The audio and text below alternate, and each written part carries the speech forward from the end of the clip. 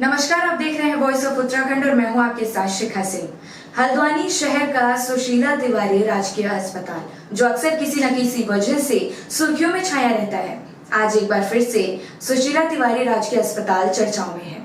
और इस बार वजह ये है कि यहाँ का आउटसोर्स नर्सिंग स्टाफ हड़ताल पर है। क्या है इस नाराजगी की वजह, देखिए इस खास रिपोर्ट में।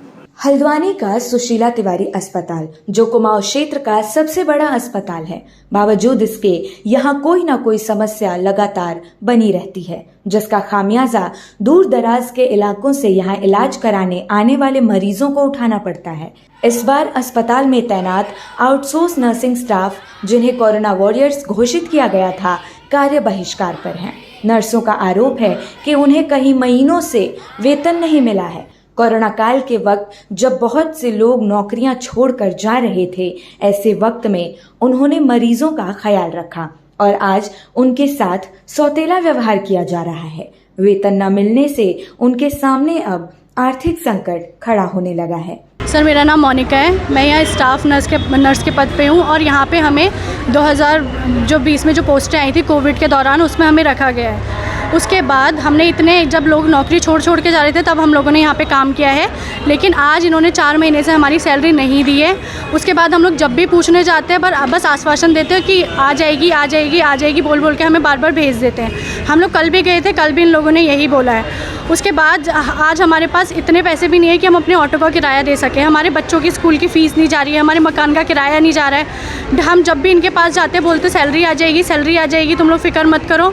और आज अगर हमने स्ट्राइक किया तो बोले तुम्हें कल से निकाल देंगे। हम लोग गए इनके पास तो बोला जा रहा है कि तुम्हारी हॉस्पिटल को कोई ज़रूरत नहीं है और हम तो इंटर्न से भी काम चला लेंगे। कल जब तक हमारी ज़रूरत थी कोरोना काल में, तब तक इन लोगों ने हमें हाथ जोड़ के भी बुलाया।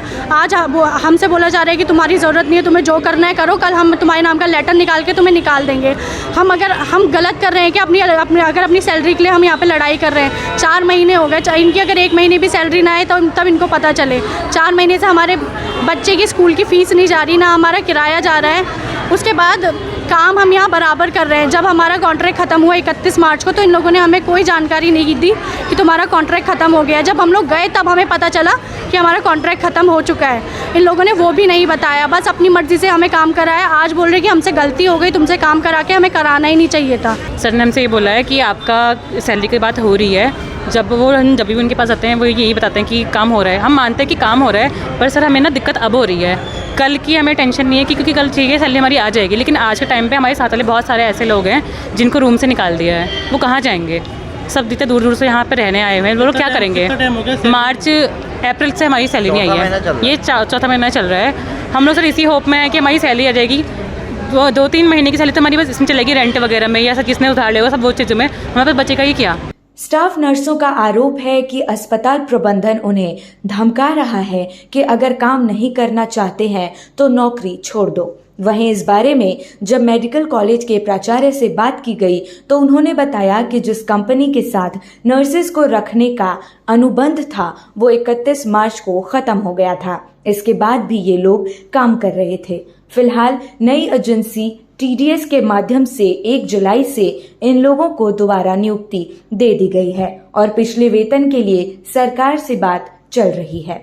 देखिए, जो है ना, AVSM के माध्यम से कुछ नर्सेज यहाँ रखी गई थी, जब कोविड काल के रखी गई थी। अच्छा काम किया उन्होंने, करा वो था। लेकिन AVSM एजेंसी जो थी, उससे गवर्नमेंट से जो कॉन्ट्रैक्ट था, आउटसोर्सिंग एजेंसी थी, वो 31 मार्च को ख़त्म हो गया था। उसका इश्यू क्या था कि उनका आगे होना है। इन लोगों ने काम करा, अप्रैल में किया, मई में किया, जून में, कई बार मिलने भी आए थे, कैसे होगा क्या होगा।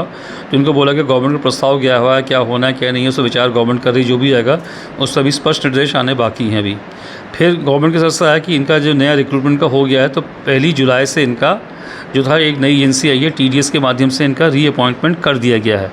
ठीक, अब जो काम कर रहे हैं, अच्छा काम कर रहे हैं। बात आता है अप्रैल मई जून के पेमेंट की। गवर्नमेंट को लिखा गया, जैसे वो निर्देश देगी कैसे करना है, क्या करना है, वो कहते हैं हमको आज ही गारंटी दो, वो हम नहीं कर सकते हैं।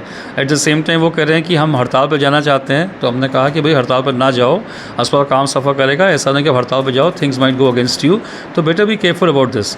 मतलब हड़ताल पर जाना तो एकदम अस्पताल की सर्विस पर रैंसम पर नहीं सकता, अब आज समय से मैं नहीं जाऊँगा, ऐसा नहीं है। तो कह रहे हमको अश्योरेंस आज ही चाहिए। मैंने गवर्नमेंट को लिखा हुआ है, आज फिर भेज देंगे, पहले भी कई बार गया, फिर हो जाएगा, ये परेशानी है। और ये सिर्फ यहीं की समस्या नहीं है, दून की भी है, श्रीनगर की भी है, अल्मोड़ा की भी यही है। तो जो भी होगा सबके लिए एक ही निर्णय होगा वैसा होगा और अच्छा काम करने वाले हैं। नर्सों को बीते महीने का वेतन कैसे दिया जाए, इस पर फैसला सरकार को लेना है। लेकिन अब सवाल ये उठता है कि जब पुरानी कंपनी से अनुबंध खत्म हो गया था तो सरकार ने वक्त रहते नई कंपनी के साथ अनुबंध क्यों नहीं किया? क्यों इतने दिनों अस्पताल प्रशासन उनसे काम कराता रहा? नर्सों की समस्याओं का हल जल्द नहीं हुआ तो इसका नुकसान तो अस्पताल में आने वाले मरीजों को ही उठाना होगा। ऐसे में स्वास्थ्य सेवाओं के बेहतर करने दावे भी बेईमानी से नजर आते हैं। News desk, voice of Uttarakhand.